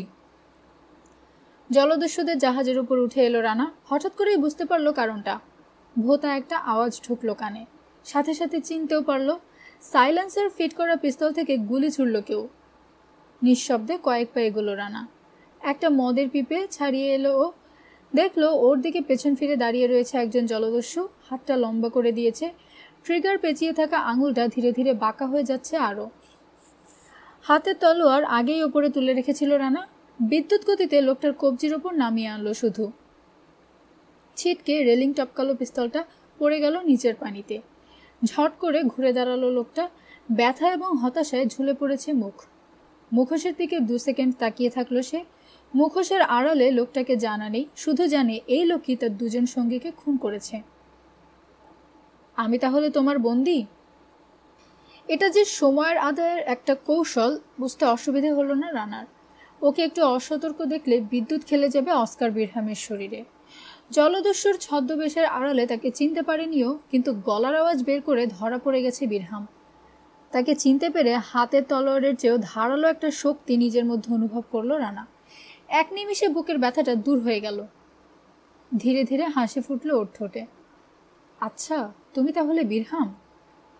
শিকারী বিড়ালের মতো ঠান্ডা সতর্ক চোখে বিরহামের দিকে তাকিয়ে আছে রানা। তলোয়ারের ধারালো ডগা ঠেকিয়ে রেখেছে তার বুকের মাঝখানে। অপর হাতটা দিয়ে বাঘের মুখোশ নামালো ও। তারপর অত্যন্ত ধীরে ধীরে প্যাচ ছাড়িয়ে খুলতে শুরু করলো ব্যান্ডেজটা। কবজির ব্যথা ভুলে গিয়ে অবাক হয়ে তাকিয়ে আছে বিরহাম রানার মুখের দিকে। ডেকের উপর জড়ো হতে থাকলো ব্যান্ডেজের সাদা কাপড়। সবটা ব্যান্ডেজ খুলে ফেলে এক পা পিছিয়ে এলো রানা। লক্ষ্য করলো বিরহামের চেহারা থেকে বিমূঢ় ভাবটা কাটেনি এখনো। কার মুখ বলতো এটা? শান্ত সুরে জানতে চাইল রানা। অবশ্য চেনার মতো অবস্থায় রাখনি তুমি এটাকে। সারা মুখের আধ শুকনো ক্ষতচিহ্ন, ফুলে ওঠার ঠোঁট আর আধ বোঝা চোখের দিকে তাকিয়ে থাকলো বিরহাম। ধীরে ধীরে নিখাদ অবিশ্বাস ফুটে উঠল তার চেহারায়। হা হয়ে গেল মুখ। ফিসফিস করে বলল, রানা। বেসুরো কান্নার মতো শোনালো আওয়াজটা। মাথা ঝাঁকালো রানা। অসম্ভব, এ অসম্ভব, হাঁপাতে শুরু করলো বিরহাম। আসলে কি জানো, জ্ঞান দানের সুরে বলল রানা, কম্পিউটারকে সবসময় বিশ্বাস করা যায় না। অনেকক্ষণ নির্বাক বিস্ময়ে রানার দিকে তাকিয়ে থাকলো বিরহাম। এবার কেঁপে গেল তার গলা। বাকি সবাই? একজন বাদে সবাই বেঁচে আছে। তাদের ভাঙা হাড়ও বেশিরভাগই জোড়া লাগানো হয়ে গেছে, বলল রানা। এই হাড় ভাঙার বুদ্ধিটা কে তোমার মাথায় ঢুকিয়েছিল বলো তো? জানতে পারলে তোমার সাথে হিসেব চুকিয়ে তার কাছে যাবার ইচ্ছে আছে। বিরহামের কাঁধের ওপর দিয়ে তীক্ষ্ণ দৃষ্টি ফেলল রানা। দেখলো খালের দুধারে গ্যালারিতে বসে থাকা দর্শকরা বুঁদ হয়ে উপভোগ করছে জলদস্যুদের কীর্তিকলাপ। মাঝখানে খালের পানিতে দেখা গেল প্রেসিডেন্টদের বোটটাকে। আরোহীরা এখন আর তাদের মাথা নিচু করে নেই। খোলের কিনারার ওপর দেখা গেল তাদের কাঁধ। তাহলে আবার আমার তোমার সাথে লড়াই করতে হবে রানা? ওটাকে তুমি লড়াই বলো? কোন পুরুষ মানুষ তা বলবে? জবাব না দিয়ে বিরহাম বলল, এখনকার পরিস্থিতি খানিকটা তোমার অনুকূলে বটে, কিন্তু তাতে কিছু যায় আসে না। তোমার মতো ননির পুতুলকে কাবু করতে কোনো অসুবিধাই হবে না আমার। শুধু যদি একটা তলোয়ার। বিরহামের মাথার উপর দিয়ে হাতের তলোয়ারটা ছুড়ে দিল রানা। খালের পানিতে গিয়ে পড়ল সেটা। নিজের হাত জোড়া চোখের সামনে তুলে একবার দেখে নিল ও। এই দুটো দিয়েই সারতে হবে পবিত্র কাজটা। গভীরভাবে কয়েকবার শ্বাস টেনে নিজেকে তৈরি করে নিল ও। তোমাকে আমি ভুল বুঝতে দিয়েছিলাম বিরহাম, বলল ও। প্রথম রাউন্ডে যা ঘটেছে দ্বিতীয় রাউন্ডে সেই রকম কিছু যদি আশা করো মস্ত ভুল করবে। রাইফেল হাতে বডিগার্ড যখন থাকে না তখন তুমি কেমন বিরহাম? নিজের জিমনেশিয়ামের বাইরে কেমন তুমি? সাহায্য করার কেউ তো নেই। বিপদ দেখে যদি পালাতে চাও তারও উপায় নেই। আমি রয়ে গেছি, পালাতে হলে আমাকে ডিঙাতে হবে তোমার বিরহাম। হলুদ দাঁত বেরিয়ে পড়ল বিরহামের। তলোয়ারটা কেন ফেলে দিলে বুঝতে পারলাম না। আগেই জেনেছি তুমি দুর্বল, এখন বুঝলাম তোমার ব্রেনটাও ডাল। তুমি একটা বোকা মাসুদ রানা। হাতের একমাত্র অস্ত্র এভাবে কেউ ফেলে দেয়? কদর্য চেহারায় অদ্ভুত উজ্জ্বলতা ফুটে উঠল। প্রথম রাউন্ডে দয়া করে আমি তোমার হাড় ভাঙিনি, এবার আর সে ভুল করব না। মটমট করে, বুঝতে পারছ? হা হা করে হেসে উঠল সে। এখনো ক্লান্ত এবং দুর্বল রানা, কিন্তু ওর সমগ্র অস্তিত্বের অনুপরমাণুতে দাউ দাউ জ্বলছে প্রতিশোধের আগুন। পলকের জন্য চোখের সামনে কয়েকজনের ছবি ভেসে উঠল। ডক্টর করিডন, বুড়ো এড, বেন হল, রিটা এবং আরও অনেকের। এরা সবাই যেন পাশে দাঁড়িয়ে শক্তি যোগাচ্ছে ওকে। রানার দিকে তাকিয়ে থাকতে থাকতে আচমকা কারাতের একটা ভঙ্গি নিয়ে তৈরি হলো বিরহাম। মুখে অনিশ্চিত একটা হাসি, কিন্তু হাসিটা টিকল না। এখনো কোনো ভঙ্গি নেয়নি রানা, তাই সাবধান হবার কোনো সুযোগই পায়নি বিরহাম। রানার দিকে তাকিয়েছিল সে, অথচ পাঁচটা কিভাবে কোন দিক থেকে এলো বুঝতেই পারল না। পাঁচের আঘাতে চেয়ে বিস্ময়ের আঘাতটা লাগলো বেশি। এমন ঝাঁকি খেলো মাথা, ঘাড়ের গোড়া থেকে ছিঁড়ে বেরিয়ে যেতে চাইল সেটা। টলমল করতে করতে পিছিয়ে গিয়ে ধাক্কা খেলো সে মাস্তুলের সাথে। মনের গভীরে জানে রানা বিরহামের সাথে একটা না অনেকক্ষণ ধরে লড়তে পারবে না ও। বড় জোর মিনিট কয়েক ঠেকিয়ে রাখতে পারবে এই দৈত্যকে। সেজন্যই অকস্মাৎ চমকে দেবার প্ল্যান করেছে ও। কিন্তু একটু পরই দেখা গেল তাতেও খুব একটা সুবিধা করা যাবে না। আর কেউ হলে রানার ওই বিদ্যুৎ গতি পাঁচ খেয়ে পড়ে যেত, আর উঠতে পারত না। কিন্তু বিরহাম তো পড়ল নাই, এরই মধ্যে সামলে উঠতে শুরু করেছে আঘাতটা। মাস্তুলের কাছ থেকে লাফ দিল সে, কিক করলো রানার মাথা লক্ষ্য করে। মাথাটা আগে নিচু করে নিতে শুরু করেছিল রানা, ওর কানের পাশ ঘেঁষে বেরিয়ে গেল লাথিটা। বিরহামের গলার পাশে চোয়ালে আর চিবুকে ঘন ঘন কয়েকটা লেফট জ্যাব কষল রানা। সবশেষে আরেকটা রাইট জ্যাব খেয়ে ডেকের ওপর হাঁটু গড়ল বিরহাম। হাত দিয়ে চেপে ধরে আছে রক্তাক্ত নাক। তোমার উন্নতি হয়েছে, বিড়বিড় করে বলল সে। বললাম তো তোমাকে আমি বুঝতে দেইনি। খানিকটা বক্সিংয়ের, খানিকটা জুডোর ভঙ্গিতে শরীর টান টান করে দাঁড়িয়ে আছে রানা, অপেক্ষা করছে বিরহামের পরবর্তী পদক্ষেপের জন্য। আসলে আমি হল লরেন্সের চেয়ে কম যাই না। নিজের আসল নাম শুনে বিরহামের মনের ভেতর গুড়গুড় করে যেন মৃত্যু ডেকে উঠল, কিন্তু কিভাবে যেন শান্ত এবং স্বাভাবিক রাখলো গলার আওয়াজ, রক্তলেপা মুখের চেহারা নির্বিকার। আমি বোধহয় তোমাকে চিনতে ভুল করেছি রানা। বোধহয়? এখনো চোখ খোলেনি তোমার? রানার উপর ঝাঁপিয়ে পড়ল বিরহাম। নিজের জায়গা ছেড়ে এক চুল নড়ল না রানা। প্রায় ডেকের কাছ থেকে হাত তুলে বিরহামের গালে একটা আপারকাট ঝাড়ল। সমস্ত শক্তি দিয়ে কাঁধ আর শরীর ব্যবহার করে মারল। বুকের চির ধরা হাড়টা যেন নিজের জায়গা ছেড়ে বেরিয়ে এসে গেঁথে গেল মাংসের ভেতর। তীব্র যন্ত্রণায় চোখে অন্ধকার দেখল ও। বুঝল বিরহামকে এরকম আরেকটা আঘাত করার উপায় নেই ওর। ভোতা ঘর ঘর ওয়াক থু অক অক আওয়াজ বেরিয়ে এলো বিরহামের মুখ থেকে। ফুলে ওঠা ঠোঁটের ফাঁক গলে হড়হড় করে রক্ত বেরোচ্ছে। তার সাথে ডেকের উপর ছিটকে পড়ল 3টে দাঁত। টলমল করতে করতে দাঁড়িয়ে থাকার চেষ্টা করলো সে, কিন্তু পারল না। ঘুষিটা লেগেছে গালে, কিন্তু প্রচন্ড এক ঝাঁকি খেয়েছে মাথাটা। বিরহামের সন্দেহ হলো ওর মাথার ভেতর মগজটা সাংঘাতিক নাড়া খেয়ে গেছে। স্লো মোশন ছায়াছবির মতো ধীরে ধীরে পড়ল সে, তারপর স্থির হয়ে গেল। তাই বলে ভেবো না আমার কাজ শেষ হয়ে গেছে, বিড়বিড় করে যেন নিজেকেই শোনালো রানা কথাটা। একবার সন্দেহ হলো ওর কি মাথা খারাপ হয়ে গেল। কেমন যেন অস্থির লাগছে ওর।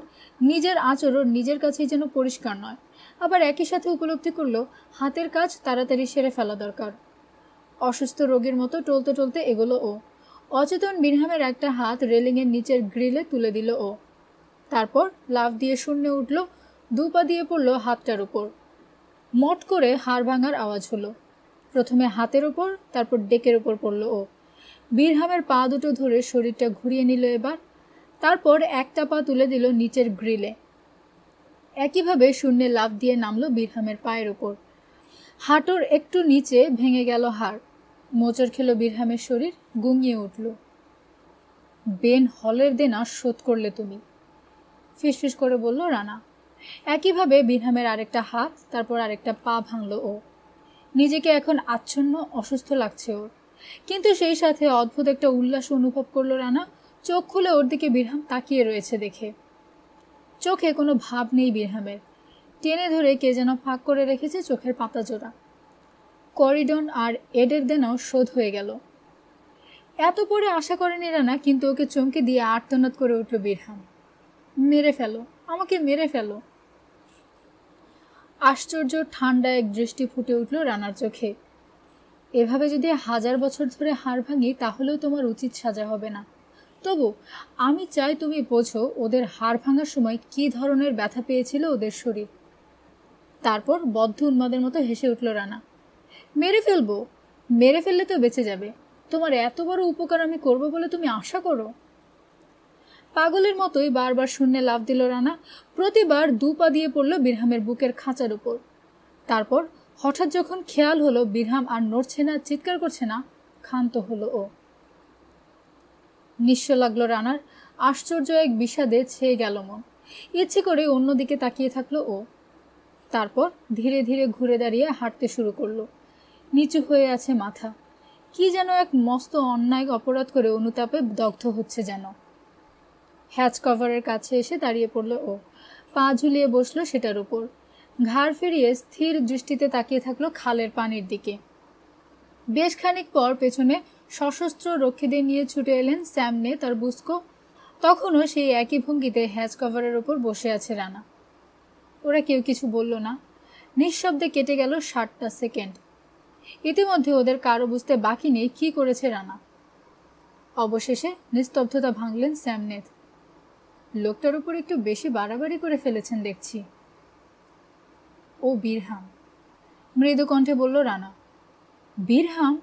মাই গড, আপনি ঠিক জানেন? চুপচাপ বসেই থাকলো রানা, উত্তর দেবার প্রয়োজন বোধ করল না। রানার সামনে এসে দাঁড়ালো সিকিউরিটি চিফ বুস্কো। আমাকে মাফ করে দেবেন মিস্টার রানা। মুখ তুলে তাকালো রানা, চোখে প্রশ্ন। না বুঝে আপনাকে আন্ডার এস্টিমেট করে বলেছিলাম খালি হাতে লড়তে হলে আপনি মারা পড়বেন। ম্লান সুরে বলল বুস্কো। সে ভুল আমার ভেঙেছে, কিন্তু আমি বাধা দেবার আগেই গুলি করেছিল ও, বলল রানা। কেউ আহত হয়েছে নাকি? প্রেসিডেন্ট ওটেলার হাতের চামড়া ছড়ে গেছে সামান্য, ও কিছু না, বলল বুস্কো। ভাড়াটে খুনি দুজনকে কাবু করতে তেমন অসুবিধা হয়নি আমাদের, কিন্তু তারপর উপর দিকে তাকাতেই দেখি জলদস্যু নয়, জ্যান্ত একজন মানুষের বুকে তলোয়ার ঢুকাচ্ছেন আপনি। বুঝলাম জঙ্গলে আরও শিকারী রয়ে গেছে, সেজন্যই আমরা সবাই মাথা নিচু করে রেখেছিলাম বোটে। আর সব খবর? এলফাইন আর তার দোসর কোটিপতিদের গ্রেফতার করা হচ্ছে, বললেন স্যামনেথ। কিন্তু বিচারে কি হবে সেটা বলা মুশকিল। গলে বেরিয়ে যাবার মতো অনেক ফাঁকি জানা আছে ওদের। ফোঁস করে একটা দীর্ঘশ্বাস ফেলল রানা। খোদাকে ধন্যবাদ যে সময় মতো থামানো গেছে ম্যানিয়াকদের। সেজন্য আমরা সবাই আপনার প্রতি কৃতজ্ঞ মিস্টার রানা, বললেন এনআইএ চিফ। আপনি ছিলেন বলেই এত দ্রুত ইমমর্টাল লিমিটেডের মুখোশ খুলে ধরা সম্ভব হলো। কিন্তু আমার একটা কৌতূহল এখনো মেটেনি, বললেন বুস্কো।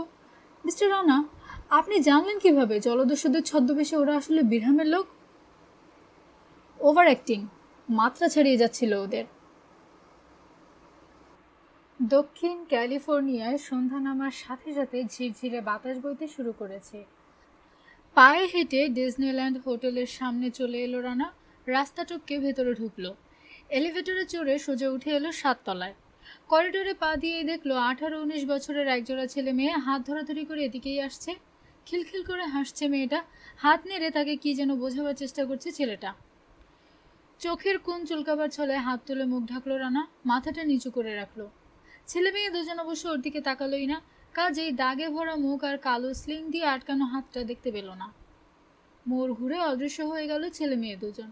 ফাঁকা করিডোরে একা দাঁড়িয়ে খুব জোরে শ্বাস টেনে ধীরে ধীরে ছাড়ল রানা।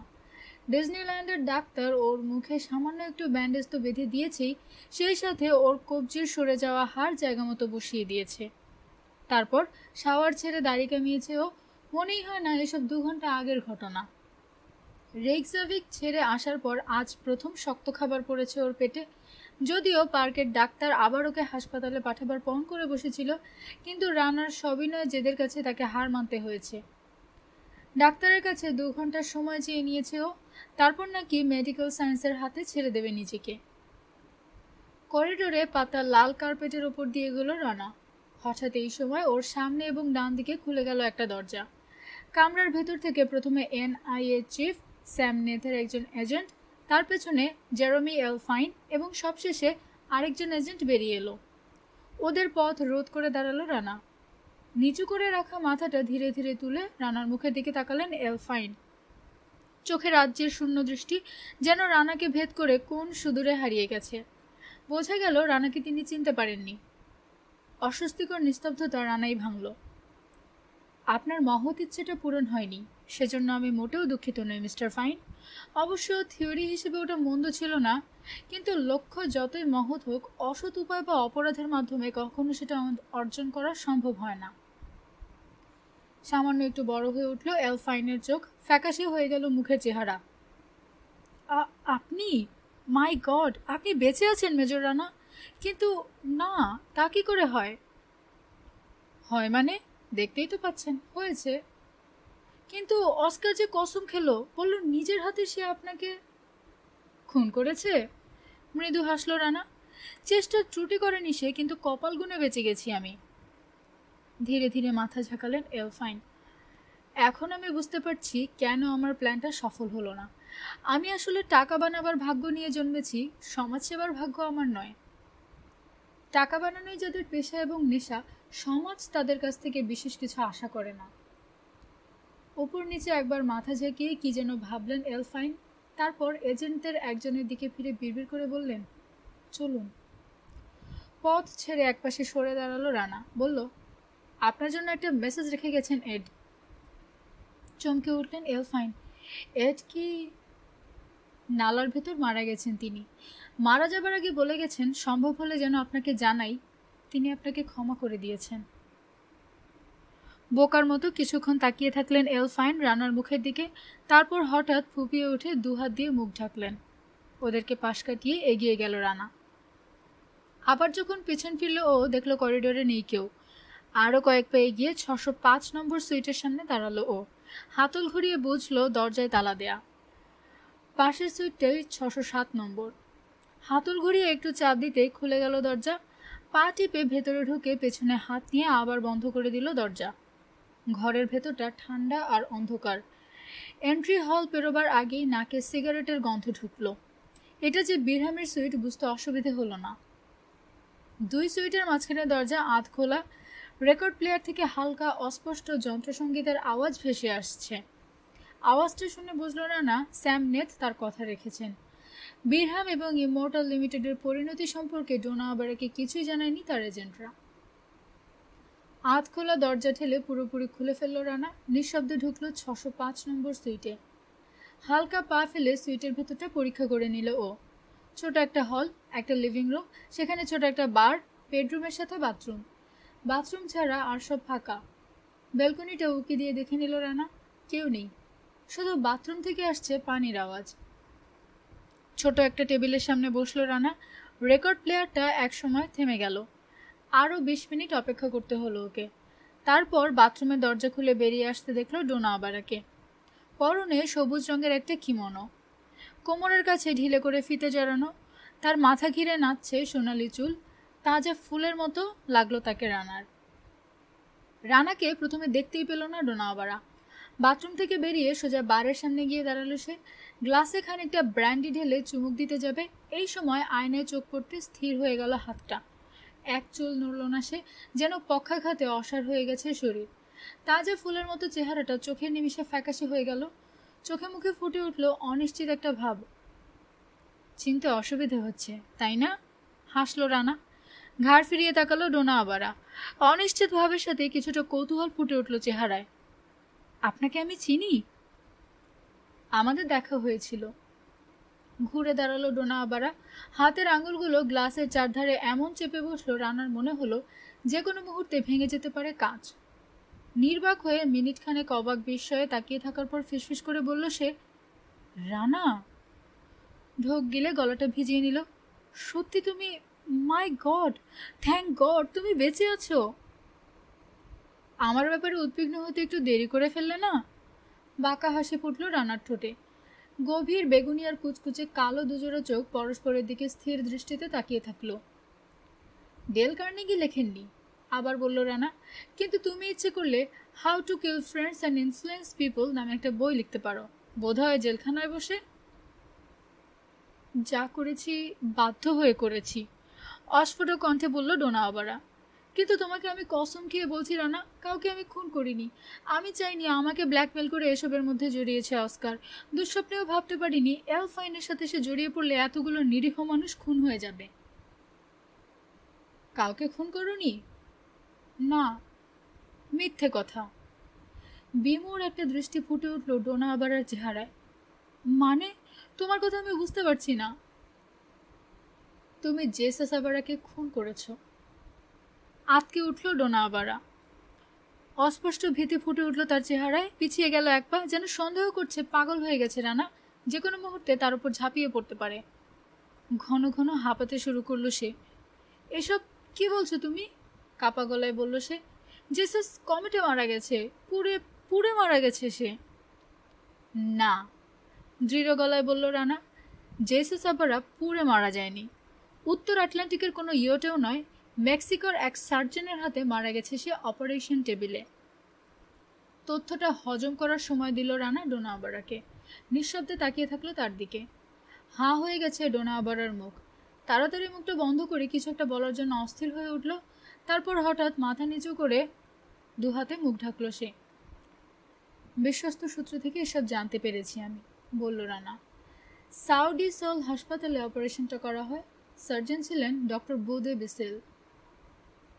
মুখ থেকে হাত নামিয়ে আতঙ্কিত চোখে রানার দিকে তাকালো ডোনা আবারা। তুমি তাহলে সবই জানো? সব নয়, প্রায় সব। দু একটা ছোটখাটো তথ্য এখন আমার জানতে বাকি আছে। অথচ আমার ধারণা ছিল কেউ কিছুই জানে না। জানো, সে কথা সরাসরি বললেই তো পারতে। কি বলবো সরাসরি? বলবো আসলে তুমিই জেসাস আবারা। বলবো আসলে তোমার কোনো বোন ছিল না। বলবো তুমি যখন জন্মালে ঠিক সেই মুহূর্তে মারা গেল জেসাস আবারা। হাসলো রানা। যেভাবে বলি না কেন, মোদ্দা কথাটাই যে তুমি একজন মেয়ে হয়ে যাও পুরুষ মানুষ। সৃষ্টির পর প্রকৃতি তার সিদ্ধান্ত পাল্টেছে। সার্জারির মাধ্যমে তুমিও কিছুটা সাহায্য করেছো প্রকৃতিকে। বদলে গেছে সেক্স। কিন্তু এটা একটা প্রাকৃতিক রহস্য। অস্বাভাবিক হলেও অবিশ্বাস্য বা অসম্ভব কিছু নয়। ব্যাপারটা প্রকাশ পেলে কি এমন ক্ষতি ছিল? কেন এটাকে ঢাকার জন্য এত কাণ্ড করতে গেলে তা অবশ্য জানা নেই আমার। ধীরে ধীরে একটা সোফায় বসে পড়ল ডোনা আবারা। রানার দিকে তাকিয়ে তিক্ত একটু হাসল সে। সে যে কি যন্ত্রণা তা তুমি বুঝবে না রানা। দুটো অস্তিত্ব নিয়ে বেঁচেছিলাম আমি তখন। বাইরে থেকে সবাই দেখতো আমি প্রবল প্রতাপশালী এক পুরুষ, অ্যাডভেঞ্চারার, অথচ ভেতরে আমি ক্রমেই হয়ে পড়েছিলাম কোমল এক নারী। এই দুই অস্তিত্ব নিয়ে বেঁচে থাকা, নিজের আর সবার সাথে সর্বক্ষণ অভিনয় করে যাওয়া, এ যে কি কষ্ট সে আমি কাউকে বুঝিয়ে বলতে পারবো না। যখন শতকরা মাত্র 10 ভাগ পুরুষ থাকলাম, বাকি 90 ভাগ হয়ে গেলাম নারী, সেই সময়টাই ছিল সবচেয়ে কষ্টের। পুরুষ পরিচয়ের খোলসের ভেতর বন্দিনী আমি এক অসহায় নারী। কাজেই খোলস ঝেড়ে ফেলে বেরিয়ে এলে, বলল রানা। চুপিসারে পালিয়ে গেলে মেক্সিকোয় একজন সার্জনের কাছে। ছেলেকে মেয়ে করা, মেয়েকে ছেলে করা, এ ব্যাপারে একজন বিশেষজ্ঞ ডক্টর বুদে বিসেল। অপারেশনের পর উপযুক্ত হরমোন ইঞ্জেকশন দিতেই ঠেলে বেরিয়ে এলো বুক, চড়ো হলো কোমর, লোপ পেল গোফদারির আভাস। এরপর সাগর সৈকতে কাটালে লম্বা একটা ছুটি। তাতে মেক্সিকোর কড়া রোদে গায়ের রংটাও পড়ল, সেই সাথে ঘাগুলোও শুকিয়ে ওঠার সময় পেল। তারপর তারপর উপযুক্ত সময়ে আইসল্যান্ডে ফিরে এলে তুমি। নিজের পরিচয় দিলে নিউ গায়ানায় হারিয়ে যাওয়া জেসাস আবারার বোন ডোনা আবারা বললে। হাতে এখনো ব্র্যান্ডের গ্লাসটা ধরে আছে ডোনা আবারা, কিন্তু তাতে চুমুক দেবার কথা ভুলে গেছে সে। শেষ পর্যন্ত ব্যাপারটা চাপা থাকবে এ তুমি ভাবলে কিভাবে? আবার বলল রানা। অবশ্য বোকা বানাতে বাকি রাখনি কাউকে। অত্যন্ত চালাকির সাথে অ্যাডমিরাল হ্যামিল্টনকে ভাবতে দিয়েছিলে আন্ডারসি প্রোবটা তুমি মার্কিন সরকারের হাতে তুলে দেবে। অনেক লোক, অনেক প্লেন, অনেক জাহাজ তোমার ইয়টের জন্য হন্য হয়ে ফিরেছে, অথচ সেটা আসলে কখনো হারায়নি। ডক্টর করিডনের সাথেও ঠকবাজি করেছো তুমি, অথচ তিনি তোমার অত্যন্ত ঘনিষ্ঠ এক বন্ধু ছিলেন। তাকে দিয়ে তুমি একটা লাশকে নিজের লাশ বলে শনাক্ত করিয়ে নাও। আবারও লিমিটেডের কর্মচারীদের ব্যবহার করো তুমি। তোমার নির্দেশ পালন করতে গিয়ে মারা পড়ে তারা। তুমি এমনকি বিরহাম আর এলফাইনকেও ব্যবহার করো। কি স্পর্ধা! নিজের কাজে আমাকেও তুমি লাগাতে চেয়েছিলে। আশা করেছিলে তোমার হয়ে বিরহামকে আমি যেন খতম করতে পারি, কিন্তু লাভ হলো না কিছু। তোমার জালিয়াতি ধরা পড়ে গেল। একজন জালিয়াতের প্রথম কাজ কি জানো তো? নিজেকে চিট করা। এ ব্যাপারে তোমার সাফল্য অস্বীকার করার জো নেই। টেবিলের দেরাজ খুলে ছোট্ট একটা পিস্তল বের করলো ডোনা আবারা। রানার বুকে তাক করলো সেটা। তোমার অভিযোগগুলো বড় অগোছালো রানা। অন্ধের মতো পথ হাতড়াচ্ছ তুমি। পিস্তলের দিকে তাকালো রানা। সেটাকে গ্রাহ্য না করে ঘুরে দাঁড়ালো ও জানালার সামনে গিয়ে পর্দা সরিয়ে উকি দিল বাইরে। তাহলে অন্ধজনে দেহ আলো? চেহারা ইতস্তত ভাব নিয়ে রানার দিকে তাকিয়ে থাকলো ডোনা আবারা, কিন্তু হাতের পিস্তলটা এখনো রানার পিঠের দিকে তাক করে ধরে আছে। মার্কিন সরকারের হাতে আন্ডারসি প্রবটা তুলে দেবার ব্যাপারে আমার মনে কোনো দ্বিধা বা অনিচ্ছা ছিল না। আমার প্ল্যানটা ছিল এরকম: উপহার দান অনুষ্ঠানে যোগ দেবার জন্য আমার সাথে কমিটি করে আমার ইঞ্জিনিয়ার আর বিজ্ঞানীরাও ওয়াশিংটনে যাবেন। তারপর সবাই জানবে পথের মাঝখানে কোথাও ইয়র্ক থেকে আটলান্টিকে পড়ে গেছে জেসাস আবারা, কারণ তাকে মেক্সিকোয় যেতে হবে। জানালার দিকে পেছন ফিরল রানা। হ্যাঁ, কিন্তু আমার সমস্ত প্লেন ভেস্তে গেল ডক্টর বুদে বেসিলের জন্য। সে যে ইমমর্টাল লিমিটেডের লোক, জানবো কিভাবে? আচ্ছা, সেই তাহলে বিরহামকে তোমার ব্যাপারটা জানিয়ে দেয়? মাথা ছাকালো ডোনা আবারা। সেই মুহূর্ত থেকে বিরহামের কৃতদাসী হয়ে গেলাম আমি। আমার ব্যবসার মুনাফা ইমমর্টাল লিমিটেডের হাতে তুলে না দিলে আমি যে মেয়ে হয়ে গেছি সে কথা সারা দুনিয়াকে জানিয়ে দেবে বলে ভয় দেখালো। আমার কিছু করার ছিল না, ঝুঁকি নেওয়া সম্ভব ছিল না। আমার পরিবর্তন ফাঁস হয়ে গেলে লোকের সামনে মুখ দেখাতে পারতাম না আমি। আবারা লিমিটেড ডুবে যেত, আর আবারা লিমিটেড লাল বাতি জ্বললে ধ্বংস হয়ে যেত আমার দেশের অর্থনীতি। কমেটকে ছদ্মবেশ পরাবার কি দরকার ছিল? আমাকে মুঠোর ভেতর পেয়ে সি প্রবটা হাতছাড়া করতে চাইবে কেন ওরা? তাই একটা গল্প বানালো, বলল কমেট নিখোঁজ হয়েছে। সবাই জানলো সি প্রবটা চিরকালের জন্য হারিয়ে গেছে সাগরে। সেই সাথে জেসাস আবারা? হ্যাঁ, আমার দিকটাও ভাবা হয়েছিল তখন, কিন্তু তবু কমেটের সুপারস্ট্রাকচার বদল করার ব্যাখ্যা পাওয়া যায় না, বলল রানা। সি প্রবটা সরিয়ে আরেকটা জাহাজে ফিট করে নিলেই তো হতো। এই প্রথম ক্ষীণ একটু হাসি দেখা গেল ডোনা আবারা ঠোঁটে। সি প্রবটা অত্যন্ত জটিল একটা ইকুইপমেন্ট। ওটাকে মাঝখানে রেখে একটা জাহাজের ডিজাইন তৈরি করতে হবে। কমেট থেকে তুলে কোনো ফিশিং ট্রলারে ফিট করতে চাইলে কয়েক মাস সময় লেগে যেত। তা না করে সহজ একটা বুদ্ধি আটলো ওরা। সবাই যখন কমেটকে তন্ন করে খুঁজছে গ্রিনল্যান্ডের পূর্ব উপকূলে, তখন বদল করা হচ্ছে কমেটের সুপারস্ট্রাকচার। আর ডক্টর করিডন, তার ভূমিকাটা কি ছিল? প্রবটা তৈরি করার ব্যাপারে তিনি আমাকে সাহায্য করেন। জানি, কিন্তু তোমাকে কেন? নিজের দেশ বা দেশের কোনো প্রতিষ্ঠানকে নয় কেন? অনেকক্ষণ রানার মুখের দিকে চুপচাপ তাকিয়ে থাকার পর ডোনা আবারা বলল, কারণ রিসার্চের জন্য অস্বাভাবিক মোটা বেতন দিতাম আমি, অথচ কোনো শর্ত দিয়ে বিজ্ঞানীদের স্বাধীনতা কাটতাম না। মার্কিন যুক্তরাষ্ট্রের টেকনোলজিক্যাল কর্পোরেশনের শর্ত দেয়া আছে, তাদের হয়ে রিসার্চ করলে এক্সপেরিমেন্টের সমস্ত রেজাল্ট তাদের সম্পদ বলে গণ্য হবে। তা থেকে উপরে কিছু কৃতিত্ব বা টাকা আশা বা দাবি করা যাবে না। তার কোনো আবিষ্কার দিয়ে কেউ বাণিজ্যিক মুনাফা লুটবে, এই ধারণাটাই তিনি পছন্দ করতেন না। অথচ এলফাইনার ইমমর্টাল লিমিটেডের সাথে নিজেকে জড়াতে বাঁধেনি তার। কিছুদিন আগে গ্রিনল্যান্ডের ওদিকে সাগরের নিচে তল্লাশি চালাবার সময় সি প্রবে যান্ত্রিক গোলযোগ দেখা দেয়, বলল ডোনা আবারা। জলদি কিভাবে মেরামত করা যায় সে পরামর্শ একমাত্র ডক্টর করিডনই দিতে পারতেন। ক্যালিফোর্নিয়া থেকে তাকে ওখানে নিয়ে আসেন এলফাইন। কথার জাদু দিয়ে মানুষকে কিভাবে পটাতে হয় সেটা ফাইন ভালোই জানেন। তার মুখে বড় বড় আদর্শের বুলি শুনে মুগ্ধ হয়ে পড়েন ডক্টর করিডন। প্রস্তাব দিতে তিনি ইমমর্টাল লিমিটেডে যোগ দিতে রাজি হয়ে যান। আমেরিকানরা যাকে বলে ডু গুডার, তিনি ছিলেন তাই। মানুষের ভালো করার একটা নেশা বরাবরই তার মধ্যে ছিল। তার চেহারায় বেদনার ছাপ ফুটে উঠল, কিন্তু পরে তিনি বুঝতে পারেন ইমমর্টাল লিমিটেডে যোগ দেওয়াটা মারাত্মক ভুল হয়ে গেছে। ভুলটা সংশোধন করতে যান তিনি, এবং সেটাই তার মৃত্যুর কারণ হয়ে দাঁড়ায়। জাহাজে কেন আগুন ধরলো এ থেকে সেটা বোঝা যায়, চিন্তিতভাবে বলল রানা। ডক্টর করিডনকে আন্ডার এস্টিমেট করেছিলে তোমরা। ইমমর্টাল লিমিটেডের গোটা স্কিম যে স্রেফ একটা পাগলামি সেটা তিনি বুঝতে পেরেছিলেন। বুঝতে পেরে সিদ্ধান্ত নেন ষড়যন্ত্রটা ব্যর্থ করতে হবে। কিন্তু কিভাবে বুঝতে পারলেন? এই তো কমিটি উঠেই তিনি টের পেলেন বিরহামের লোকেরা তোমার ইঞ্জিনিয়ার আর বিজ্ঞানীদের নজরবন্দি করে রেখেছে। আমার ধারণা বন্দি বিজ্ঞানীদের মধ্যে তার বন্ধু ছিল, সেই তাকে ডক্টর রিচি ব্রেয়ার এবং জ্যাকসনের কথা জানায়। বোধহয় এসব জানার পরপরই সিদ্ধান্ত নেন তিনি যেভাবে হোক ইমমর্টাল লিমিটেডকে থামাতে হবে। প্রোবটা মেরামত করার নাম করে সেটাই তিনি কিছু তার জড়ান যাতে প্রোবটা নিজেই বিস্ফোরিত হতে পারে। বিস্ফোরণের সময়ও বেঁধে দেন তিনি। এরপর প্লেনে চড়ে ফিরে যান মার্কিন যুক্তরাষ্ট্রে। কিন্তু তার প্ল্যানে একটা ভুল থেকে যায়। সেলটিনিয়ামের রিঅ্যাক্টিভ এলিমেন্টের প্রকৃতি বুঝতে পারেননি তিনি।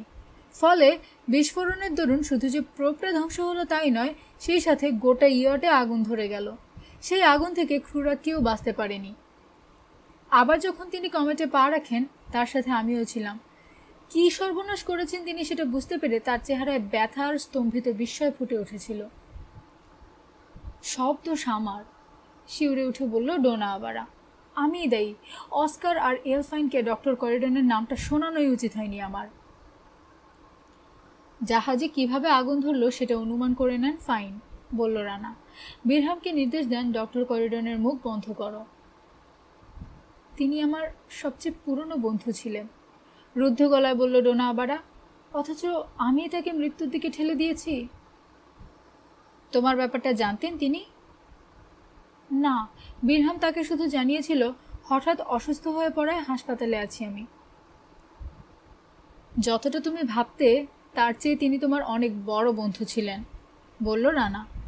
অন্য আরেকজনের লাশকে মিছিমিছি তোমার লাশ বলে শনাক্ত করেন তিনি। ইমমর্টাল লিমিটেডের সব কথা তিনি যখন কর্তৃপক্ষকে জানাবেন তখন যাতে তোমার নামটা জড়িয়ে না পড়ে সেদিকটা চিন্তা করেই কাজটা করেন তিনি। দুর্ভাগ্যই বলতে হবে, কর্তৃপক্ষের কাছে যাবার আগেই বিরহাম তাকে খুন করে। এরপর মঞ্চে ঢুকি আমি। মুখ তুলে তাকালো ডোনা। সেজন্যই তোমার সাথে দেখা করতে চেয়েছিলাম আমি। ডক্টর করিডনের প্রাণ বাঁচাবার চেষ্টা করেছিলে তুমি, সেজন্য কৃতজ্ঞতা জানাতে চেয়েছিলাম।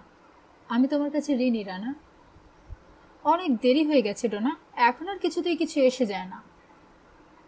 আমার এসে যায়, সেজন্যই জিমনেশিয়ামে বিরহামের হাত থেকে তোমাকে বাঁচিয়েছিলাম আমি। হঠাৎ চেহারা কালো হয়ে গেল ডোনা আবারার। কিন্তু রানা, দ্বিতীয়বার তোমাকে আমি বাঁচাতে পারবো না। নিজের দিকটা দেখতে হবে আমাকে। আমি মরতে চাই না রানা। আমার যদি জেল হয় আমার জন্য সেটা মরার চেয়ে বড় হবে। দুঃখিত রানা, সত্যিই দুঃখিত। তোমার সাথে আমার কোনো শত্রুতা নেই, কিন্তু আমার বাঁচতে হলে তোমাকে মরতে হবে। প্লিজ নড়ো না, তাহলে আমি গুলি করতে বাধ্য হব। প্লিজ বিরহাম না আসা পর্যন্ত অপেক্ষা করো। মুচকি হাসল রানা। ও, তুমি বুঝি আশা করছো বিরহাম এসে উদ্ধার করবে তোমাকে? এদিক ওদিক মাথা নাড়ল ও। হাসপাতালে অজ্ঞান হয়ে পড়ে আছে সে ডোনা। হাত পা পাঁজরের হাড় ভাঙা। বাঁচবে না, তবু ন্যাশনাল ইন্টেলিজেন্সের এজেন্টরা তাকে ঘিরে আছে। আর যদি বেঁচে যায় তাকে হয়তো হুইল চেয়ারে করে নিয়ে যাওয়া হবে কোর্টে। হুইল চেয়ারে বসে গেলেও সবাই দেখবে নড়বড় করছে, সে স্থির হয়ে বসে থাকতে পারছে না। পিস্তল ধরা ডোনা আবারার হাতটা কেঁপে গেল।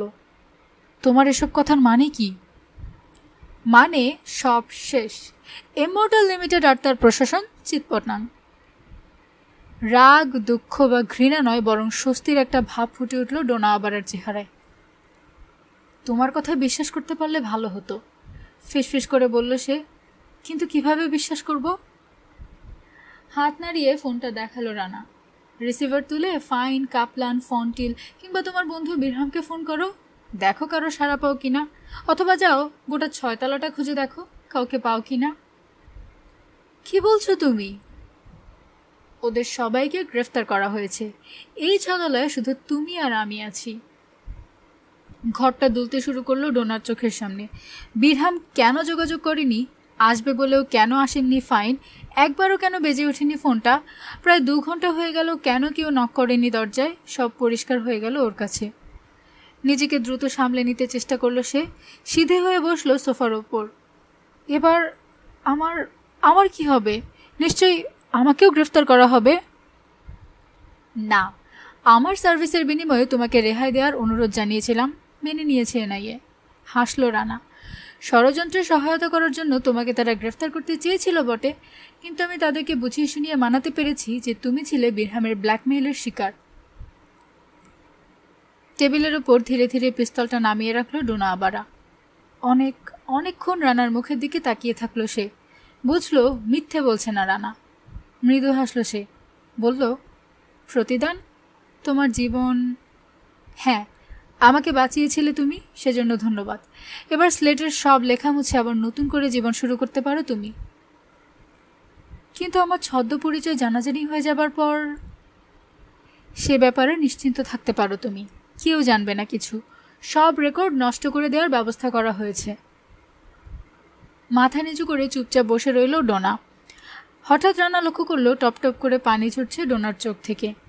অল্পক্ষণেই সামলে নিল সে নিজেকে, চোখ মুছে বিড়বিড় করে বলল, আমি কৃতজ্ঞ রানা। ঘাড় ফিরিয়ে জানালার দিকে তাকালো সে।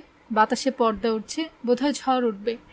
বাইরে আলোকিত ম্যাজিক ক্যাসেলটাকে বার্থডে কেকের মতো উজ্জ্বল আর রংচঙে দেখাচ্ছে। ছেলেপুলে নিয়ে যেসব পরিবারগুলো এসেছিল তারা ফিরে গেছে। আছে শুধু যুবক যুবতীরা, হাত ধরাধরি করে পার্কে ঘুরে বেড়াচ্ছে তারা। আশ্চর্য সুন্দর রোমান্টিক এক পরিবেশ। দরজার দিকে পা বাড়ালো রানা। চট করে ওর একটা হাত ধরে ফেলল ডোনা। কোথায় চললে? ওই নিচের পার্কে। জানালা দিয়ে বাইরে তাকালো রানা। আমি আসি তোমার সাথে? বেশ তো, ওখানেই একটা রেস্তোরাঁ না হয় খেয়ে নেওয়া যাবে সাপারটা। ঠিক 15 মিনিটের মধ্যে বেরিয়ে পড়ল ওরা হোটেল থেকে। শক্ত করে ধরে আছে ডোনা রানার হাত। প্রিয় শ্রোতা, শেষ হলো মাসুজানা সিরিজের গল্প স্বর্গরাজ্য।